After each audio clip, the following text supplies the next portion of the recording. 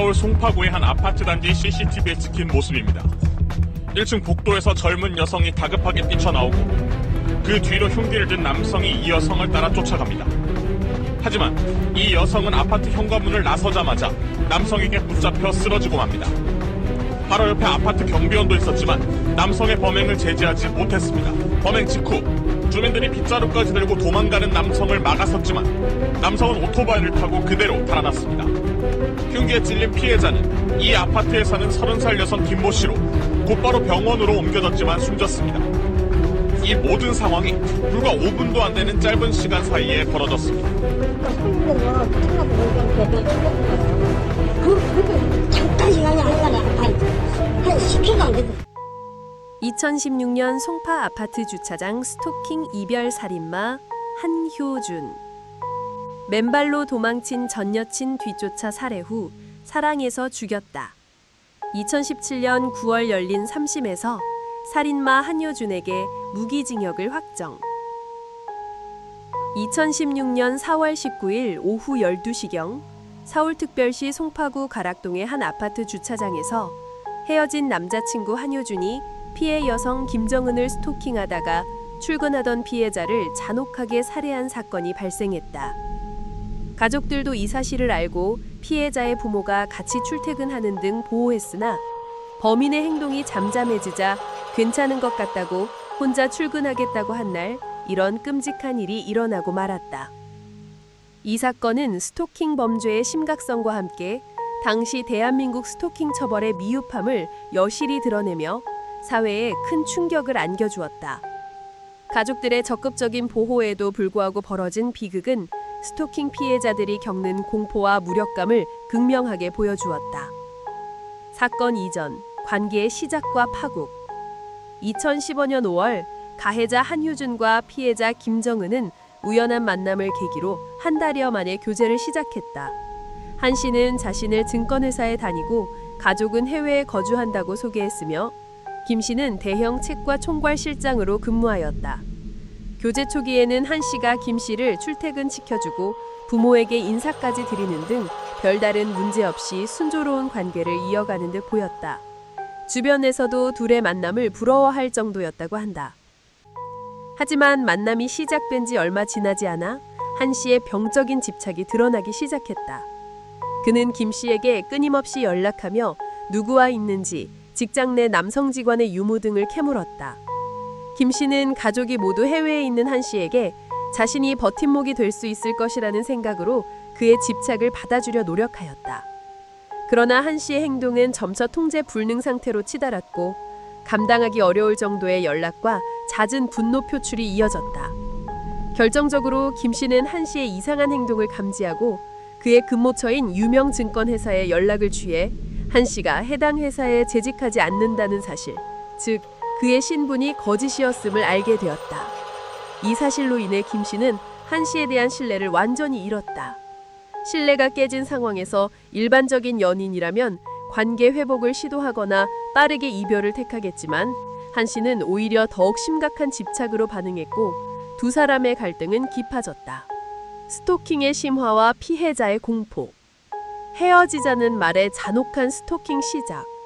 2016년 2월 교제 약 8개월 만에 김 씨는 한 씨에게 생각할 시간을 갖자고 통보하며 이별을 준비하기 시작했다.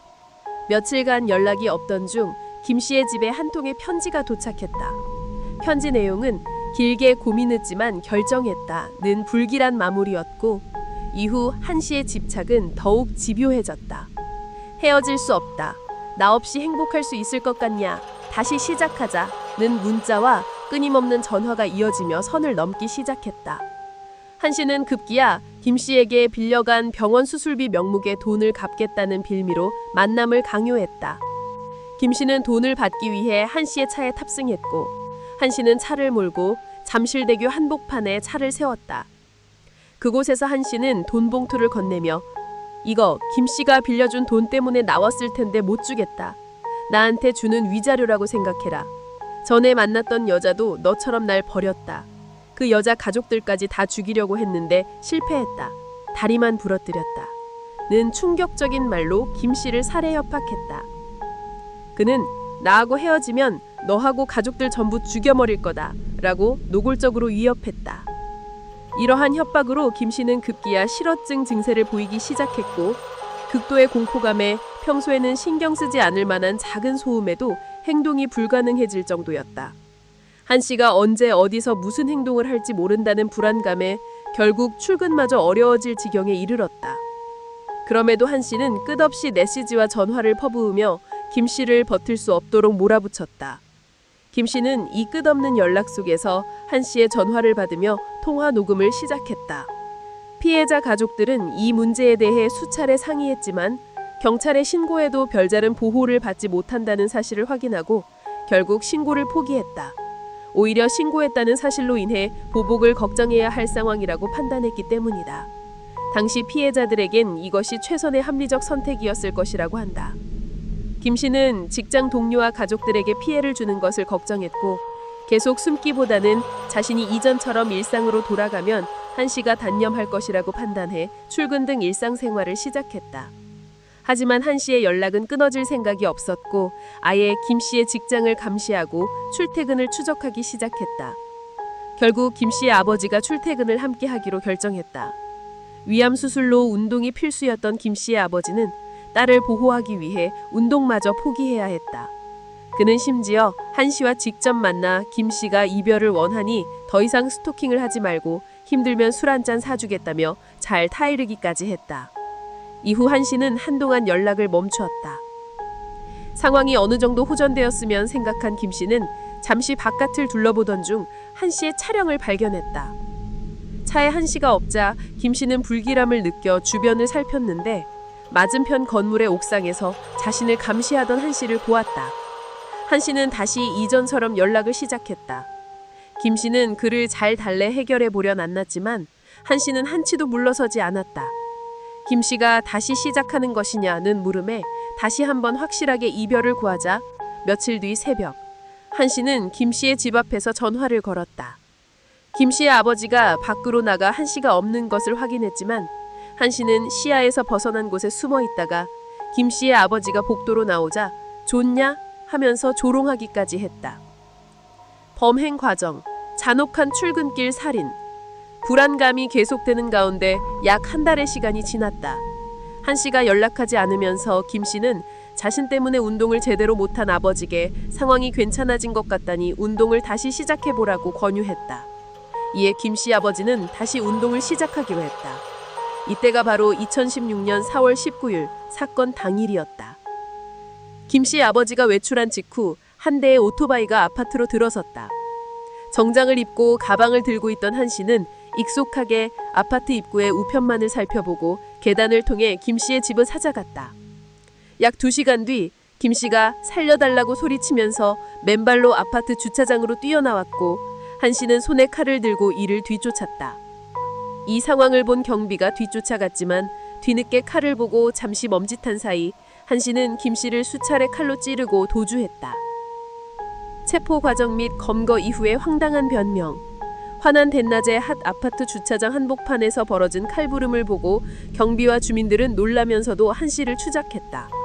한 주민은 자신의 차량으로 한 씨의 앞을 막았으나 한 씨는 차를 피해 전력 질주하며 사라졌다. 주민들은 119에 신고하고 제압할 수 있는 빗자루 등을 들고 한 씨를 추적하던 중 코앞에서 놓쳤는데 한 씨는 자신이 타고 온 오토바이를 타고 아파트를 빠져나가 버렸다. 한 씨가 아파트를 빠져나가고 김 씨는 결국 숨을 거두었다. 신고를 받고 한 씨를 잡기 위해 강력팀 6팀이 동원되었고 사건 발생 다음 날 현장에서 약 15km 떨어진 경기도 구리시의 비닐하우스 옆에서 붙잡혔다. 한 씨는 검거 직후 기자들이 한마디 해줘달라고 하자 죽일 생각은 없었다고 준술했다. 이는 고의적인 살인이 아닌 우발적인 살인임을 주장하기 위한 의도적인 발언이었으므로 보였다.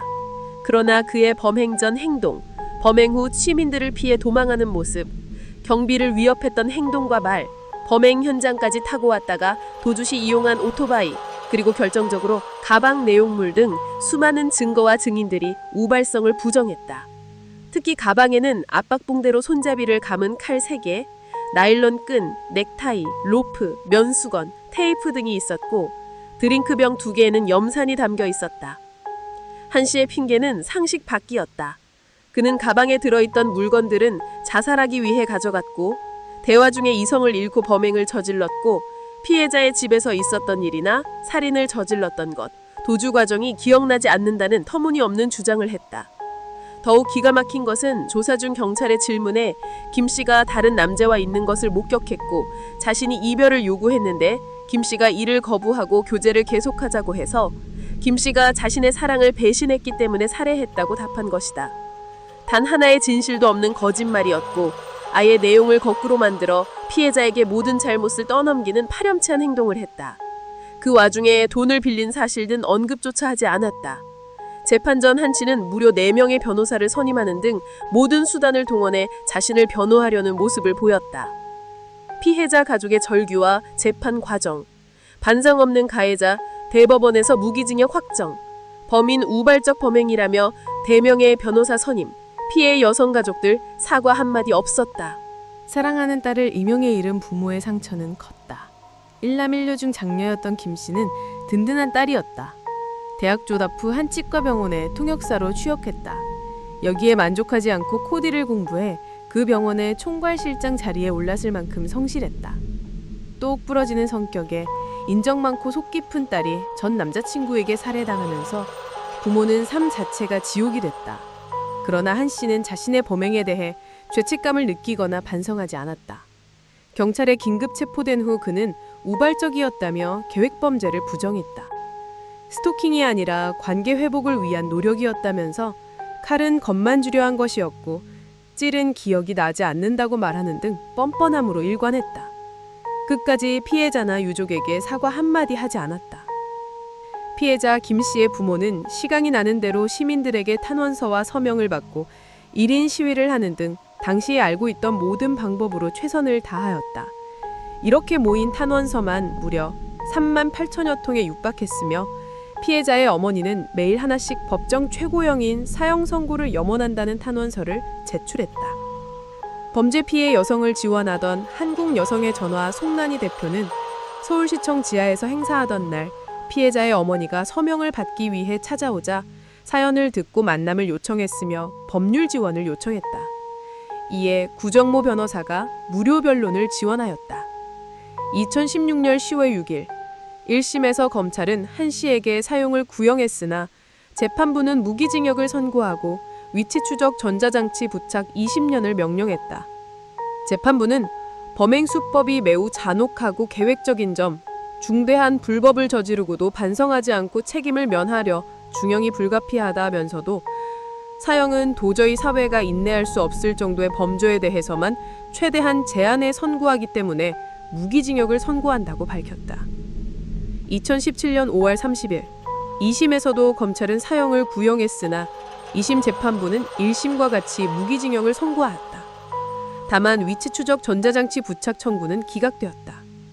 2017년 9월 열린 3심에서 상고가 기각되어 무기징역을 선고한 원심이 확정되었다. 여담 53일간의 살인이 남긴 메시지. 2023년 4월 13일 꼬리에 꼬리를 무는 그날 이야기에서 이 사건이 방송되었다. 해당 방송에서는 피해자 김 씨의 어머니가 쓴 탄원서 중 하나가 공개되었는데 애끓고 비통의 심정이 고스란히 느껴지는 내용으로 피해자들과 가족들이 어떤 고통을 겪었는지 짐작하게 하였다. 또한 방송에서는 실제 통화 녹음이 공개되었는데 다른 영상들보다 길고 자료도 많은 편이었으며 내용은 성인 남성이 들어도 섬뜩할 정도로 충격적이었다. 방송은 이 사건에 53일간의 살인이라는 부제를 달았는데 시청자들도 살인이 스토킹이 시작되고 사료되기까지 천천히 진행되었다는 의견에 공감했다. 재판 중 한 씨의 어이없는 발언이 나오자 법정에서는 야유가 터져나왔을 정도라고 한다. 이 사건은 스토킹이 단순한 괴롭힘을 넘어 한 사람의 생명을 위협하고 앗아갈 수 있는 심각한 범죄임을 보여줬다. 피해자의 사전 신고가 있었음에도 불구하고 현행법상 스토킹에 대한 강력한 제재나 피해자 보호 조치가 미흡해 결국 비극을 막지 못했다는 점에서 우리 사회의 스토킹 관련 법과 시스템의 개선 필요성을 절감하게 하였다. 고 김정은님의 명복을 빌며 유가족 여러분께도 깊은 애도와 위로의 마음을 전합니다. 어제 오후 서울 송파구의 아파트 단지 주차장에서 벌어졌던 칼부림 사건의 용의자는 오늘날 경기도 구리에서 긴급 체포됐습니다. 용의자는 31살 한모 씨, 피해자의 남자친구였습니다. 피해자한테 하고 싶은 말 있습니까? 한마디만 해주시죠. 죽일 생각은 없었습니다.